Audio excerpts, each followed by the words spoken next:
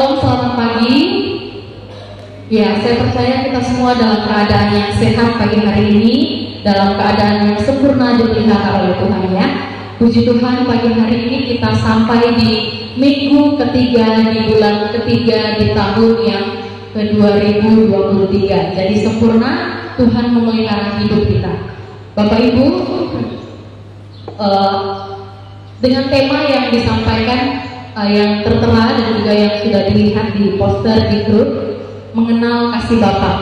Ada pepatah yang mengatakan tak kenal maka tak sayang ya, tak kenal maka tak sayang. Jadi kalau sudah dikenal maka harus disayang. Nah, kita mau kenal hari ini, bukan kenal saya, bukan kenal siapa-siapa, tapi kita mau kenal Sang Pencipta kita. Kita mau kenal Bapa di surga. Jadi tema pada pagi hari ini saya mengajak kita untuk belajar bersama-sama dengan tema mengenal hati Bapa. Bapak saya meninggal pada saat saya kelas 2 SMP. Dulu saya sangat khawatir, saya sangat takut sekali untuk menjalani hidup karena saya merasa tidak punya Bapak berarti tidak punya masa depan. Waktu itu kami belum kenal Tuhan. Bapak saya tinggalkan saya jadi takut. Kalau teman-teman saya dulu ada apa-apa dibuat nangis sama temannya bisa bilang Bapak gitu. Nah, kalau saya tidak ada. Jadi pada waktu itu saat saya kelas 2 SMP, saya sangat takut, sangat khawatir untuk menjalani hidup. Saya merasa saya tidak punya masa depan karena saya tidak punya Bapak. Apalagi mama saya punya 3 anak janda, harus berjuang sendirian. Menikah 3 kali, 2 kali meninggal. Ya, jadi mama saya kalau melihat uang sama dengan melihat Tuhan. Kalau uang sudah di tangan akan sulit sekali untuk kasih keluar uang. Biasanya mama-mama begitu. Nah, begitu pula mama saya. Jadi saya dan mama saya dulu sering berselisih paham. Mama saya terlalu banyak menyimpan luka di hatinya. Sebelum saya kenal Tuhan, sebelum saya dipulihkan tahun 2012 bulan Desember, saya bertobat dan terima Tuhan. Saya sering berselisih paham dengan orang tua saya. Tetapi setelah saya bertobat, saya mengenal kasih Bapa. Saya tidak takut lagi, tidak khawatir lagi untuk menjalani hidup. Nah, pada pagi hari ini ada banyak orang-orang percaya, ada banyak orang Kristen yang juga tidak mengenal hati Bapa. Palingan hanya sekedar tahu tentang ya Tuhan, biasa kita panggil Bapa, tapi tidak sungguh-sungguh mengenal tentang hati Bapa. Ada banyak orang percaya yang kurang memahami tentang hati Bapa, bukan karena dia tidak pernah berdoa, bukan karena nggak rajin ibadah, tapi karena hatinya terlalu banyak luka. Bisa next? Kita lihat ada gambar berikutnya.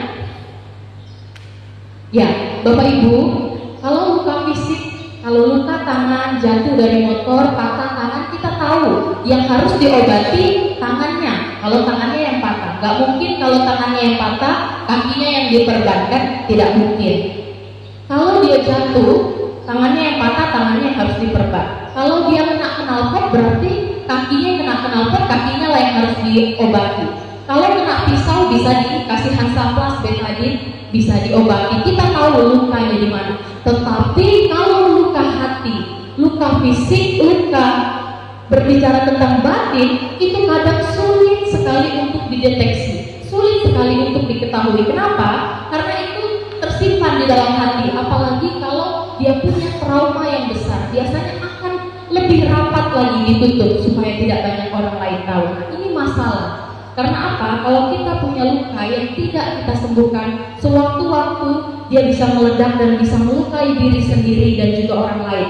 Oleh karena itu kita perlu belajar mengenai hati Bapa pada pagi hari ini. Supaya apa? Supaya hidup kita sungguh-sungguh tahu bahwa ada Tuhan yang memulihkan hidup kita, ada Tuhan yang memperhatikan kita. Pagi hari ini saya akan mengajak kita belajar 2 poin mengenai mengenal hati Bapa. Apa yang perlu kita kenali? Yang pertama adalah kita harus mengenali atau memahami bahwa Allah itu sebagai Bapa. Allah sebagai Bapa. Banyak orang berpikir bahwa Allah itu pribadi yang jauh, pribadi yang tidak sembarang orang bisa bertemu dengannya. Bahkan agama-agama lain mengajarkan dan memanggil Tuhan, tidak ada yang memanggil dengan sebutan Bapa.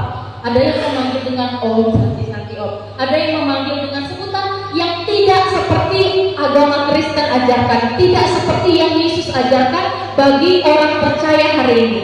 Jadi Allah menyatakan dirinya bahwa Dia itu sebagai Bapa bagi kita semua. Amin.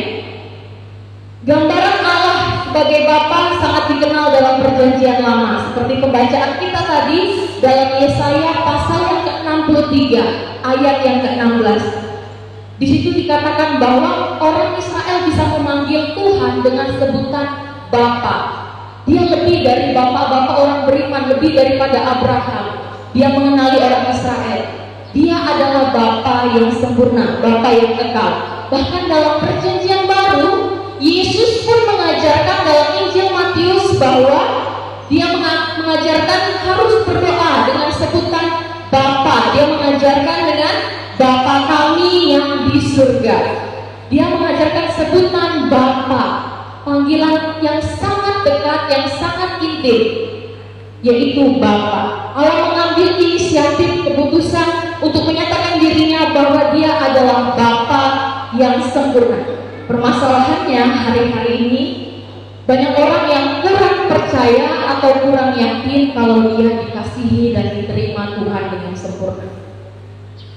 Kalau kita punya pemahaman yang keliru, kalau kita punya pemahaman yang tidak komplit tentang bahwa Bapa mengasihi kita semua, bahwa kita akan mengambil jarak, kita akan mengambil tempat yang jauh daripada Tuhan.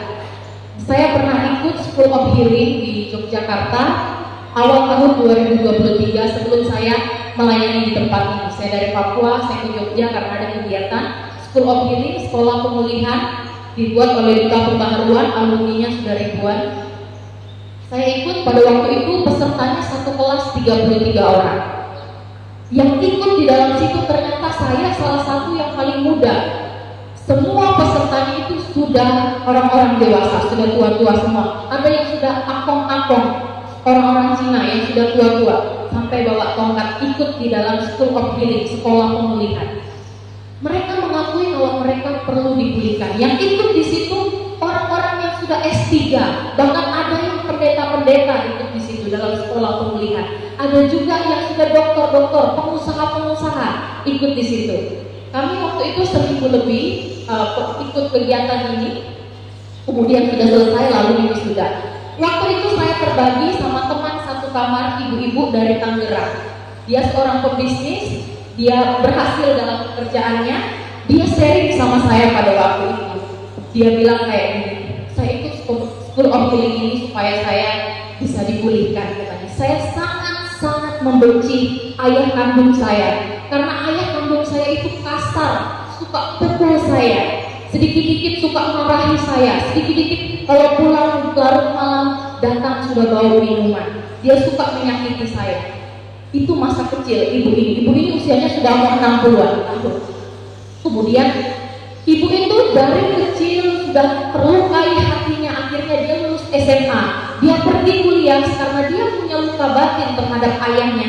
Dia kuliah cari tempat kuliah yang jauh dari orang tuanya. Setelah lulus kuliah, dia bekerja, dia cari juga tempat kerja yang jauh daripada orang tuanya. Setelah bekerja, dia membangun rumah tangga, membangun hidup yang juga jauh dari orang tuanya. Sampai anak-anaknya dilarang untuk bertemu sama kakeknya. Anak-anaknya dilarang. Padahal kalau kita lihat peristiwa ini sudah puluhan tahun yang lalu. Tetapi luka di hati ibu ini, di hati teman saya ini masih terbuka, masih menganga, masih basah lukanya kalau kita mau bilang. Padahal itu peristiwanya sudah bertahun-tahun yang lalu. Saya bilang sama ibu waktu itu, ibu itu, kita mau sharing tentang hati Bapak, karena itu materi yang kami waktu itu sedang sharingkan tentang hati Bapak. Karena hati Bapak ini yang tolong saya pada waktu itu. Jadi saya mau sharingkan pada ibu itu, pada waktu itu ke ibu itu. Kemudian saya sharing tentang hati Bapak, tapi sampai di akhir dia nggak bisa terima kalau Tuhan itu bisa kita panggil Bapak, karena Bapaknya yang di dunia terlalu sering melukai hati ibu ini. Dia tidak bisa melihat gambaran Allah itu dipanggil dengan sebutan Bapa. Tapi saya serahkan semuanya ke ibu itu, karena pemulihan itu kan kembali lagi ke diri kita masing-masing. Kita mau dipulihkan atau kita masih mau berdiam di dalam rasa trauma kita. Kalau kita berdiam lama di masa trauma kita, maka ada satu pribadi yang senang, yaitu iblis. Dia senang sekali kalau kita menyimpan dendam, kalau kita menyimpan kepahitan, kalau kita menyimpan rasa dengki di hati kita. Dia senang itu. Berpuluh-puluh tahun terlihat biasa-biasa saja, aktif melayani di gereja, aktif melayani di luar gereja, bersemangat melayani Tuhan. Tetapi iblis tahu kalau di dalam hati kita masih ada luka yang kita simpan. Itu harus kita segera obati, harus segera kita pulihkan supaya kita sungguh-sungguh bebas dan bisa mengerti bahwa Tuhan itu mengasihi kita. Nah, Bapak Ibu jemaat Tuhan, sesuai dengan tema yang saya ajak kita untuk belajar pada pagi hari, mengenal hati Bapa, bahwa Allah itu adalah Bapa kita. Dia mengasihi kita, Dia menerima keadaan kita. Nah, mungkin pada pagi hari ini kita memiliki ayah-ayah, bapak-bapak yang baik, yang mengasihi kita. Tetapi mungkin kita memiliki ibu yang sering melukai hati kita, sering mengutuki kita, sering menyakiti dari perkataannya, sering menyumpahi, sering lain sebagainya. Tetapi Allah pada pagi hari ini memperkenalkan dirinya bukan hanya sebagai Bapa, tetapi juga sebagai ibu yang senantiasa ada bagi kita semua, bagi anak-anaknya. Nah, Allah sebagai ibu ini bukan berbicara soal gender, bukan berbicara soal jenis kelamin, tetapi ini berbicara tentang perumpamaan, di mana perbuatan-perbuatan Allah yang Allah lakukan bagi anak-anaknya. Kalau kita lihat di Yesaya 46 ayat yang keempat. Yesaya 46 ayat yang keempat, jemaat Tuhan bisa buka. Dikatakan di situ, Ia menggendong, dikatakannya, Ia menggendong, Allah menggendong. Biasanya kan yang menggendong itu ibu-ibu, yang menggendong anak. Bapak-bapak juga sering, tapi ibu-ibu lebih sering gendong anaknya. Kalau anaknya nangis, kalau anaknya takut, kalau anaknya mulai rasa khawatir, tidak aman, biasanya anaknya akan menangis dan ibunya langsung cepat-cepat menggendong. Allah diibaratkan seperti seorang ibu yang senantiasa ada bagi anak-anaknya, yang kalau anaknya takut, khawatir, mulai menangis, langsung digendong. Jadi ini maksudnya Allah digambarkan seperti seorang ibu. Kemudian Allah juga dikatakan ini, Ia mengasihi sejak dalam kandungan. Kita buka dalam Mazmur pasal 139 ayat yang ke-13. Dikatakan di situ, Ia mengasihi sejak dalam kandungan. Bukan berarti Allah itu mengandung, bukan berarti Allah itu berjenis kelamin perempuan, bukan berarti Dia mengandung 9 bulan. Ini hanyalah perumpamaan, di mana sejak dalam kandungan Tuhan sudah mengasihi kita, mengenal kita, memelihara kita dengan sempurna. Sejak di dalam kandungan, bahkan kitab Efesus mengatakan sebelum kita dibentuk, sebelum kita lahir ke dunia ini, Allah sudah mengenal pribadi-pribadi kita. Jadi dikatakan Ia menggendong, Ia mengasihi kita sejak di dalam kandungan. Kemudian dikatakan juga dalam Matius 23 ayat yang ke-37, dikatakan bahwa Allah melindungi umatnya di dalam tepak sayapnya. Ini diibaratkan seperti induk burung, induk ayam yang selalu mengamankan, selalu melindungi anak-anaknya di dalam tepak sayapnya. Saat mau tidur, saat kedinginan, selalu dihangatkan dalam tepak sayapnya. Ini perumpamaan bahwa kalau kita hari-hari ini memiliki ayah yang baik tetapi ibu yang sering melukai, jangan berkecil hati atau jangan kecewa, karena ada Tuhan yang mengasihi kita. Dia juga sebagai ibu bagi kita, karena Ia menggendong, mengasihi kita, melindungi kita dalam tepak sayapnya. Jadi apa aplikasinya bagi kita pada pagi hari ini untuk poin yang pertama? Cara pandang yang salah akan mempengaruhi hidup kita. Kalau kita salah memandang Tuhan bahwa Dia adalah Bapa kita, maka hidup kita juga akan jauh daripada Dia. Tapi kalau kita memandang bahwa Tuhan adalah Bapa kita, Dia adalah Allah kita, kita adalah anak-anaknya, maka kita ada kedekatan hubungan, relasi yang intim, yang sungguh-sungguh dekat dengan Tuhan. Oleh karena itu, mari kita perbaharui pola pikir kita, pemahaman kita tentang Tuhan, bahwa Dia adalah Bapa kita. Poin yang kedua atau yang terakhir yang akan kita pelajari pada pagi hari ini, apa yang perlu kita kenali dari hati Bapa.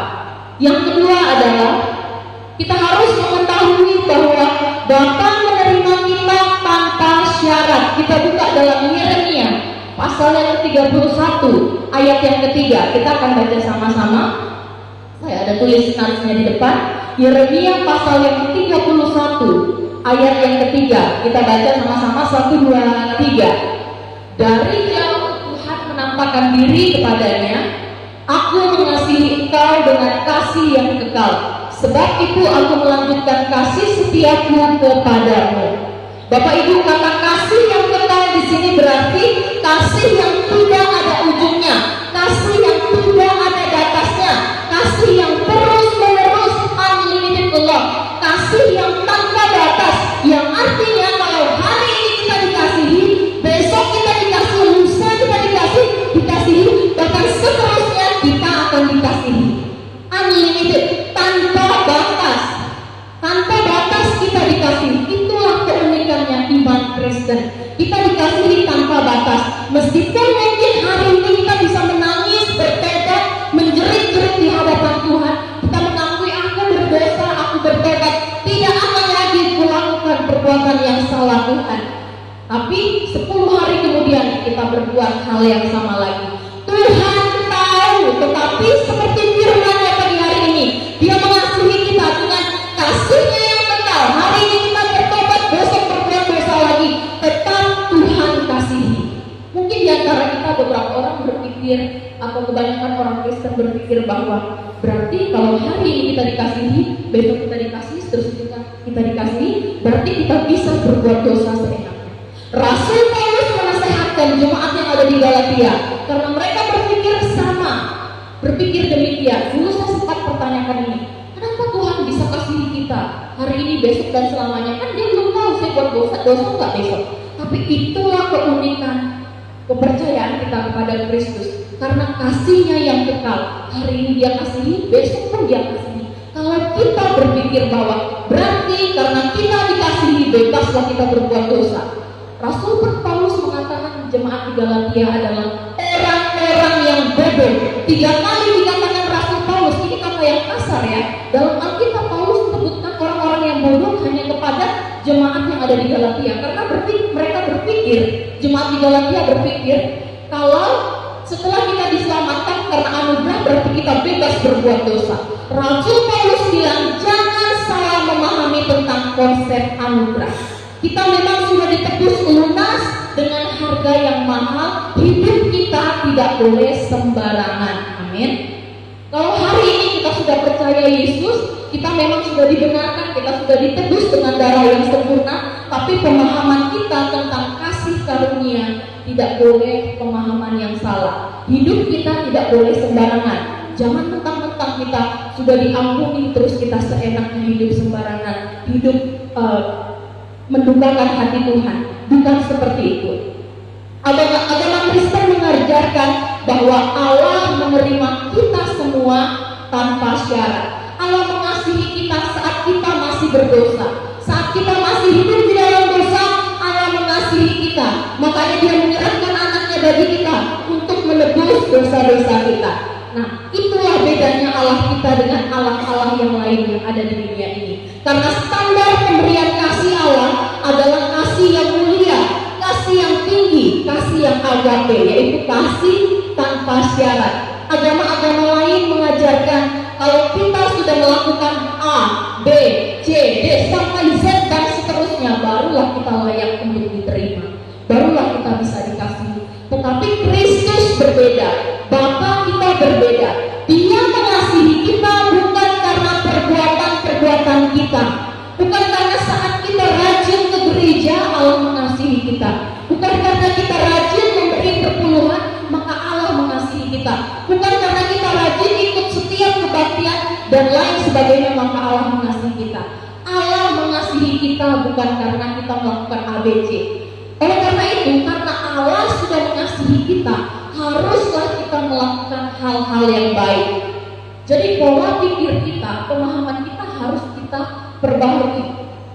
Kita memberi karena kita sudah dikasihi. Kita memberi perpuluhan, kita berbuat baik, kita melayani di gereja, kita melakukan hal-hal baik di luar gereja.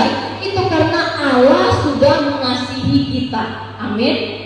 Bukan supaya kita dikasihi, bukan supaya kita diterima. Jadi mentalnya berbeda. Kalau agama lain mengatakan saya harus sholat 5 waktu, saya harus melakukan 5 rukun Islam, syahadat, sholat, puasa, naik haji, bahkan lain sebagainya, baru saya layak diterima. Bukan.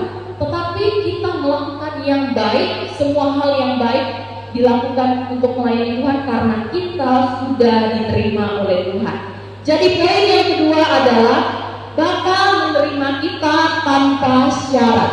Kasihnya tidak terbatas menerima kita semua. Kalau kita sadar hari ini bahwa Tuhan menerima kita tanpa syarat, maka hidup kita harus sungguh-sungguh kita serahkan kepada Tuhan. Hidup kita sungguh-sungguh kita perbaharui dan juga menyenangkan hati Tuhan. Hidup kita sungguh-sungguh kita serahkan seluruhnya untuk Tuhan. Kalau manusia menerima orang lain pasti dengan syarat.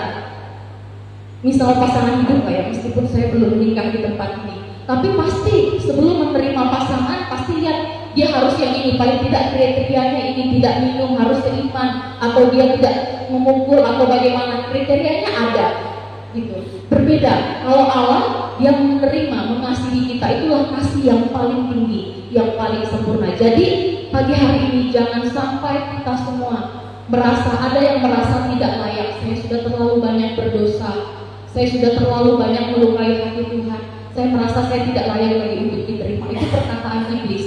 Allah mengasihi kita semua. Bertobat, berbalik dari jalan yang salah, berbalik kepada Tuhan. Tuhan selalu setia menerima kita semua, selalu ada untuk kita semua, karena Dia Bapa kita, Dia menerima kita tanpa syarat. Ini firman Tuhan pagi hari ini yang bisa saya bagikan dalam kebaktian kita.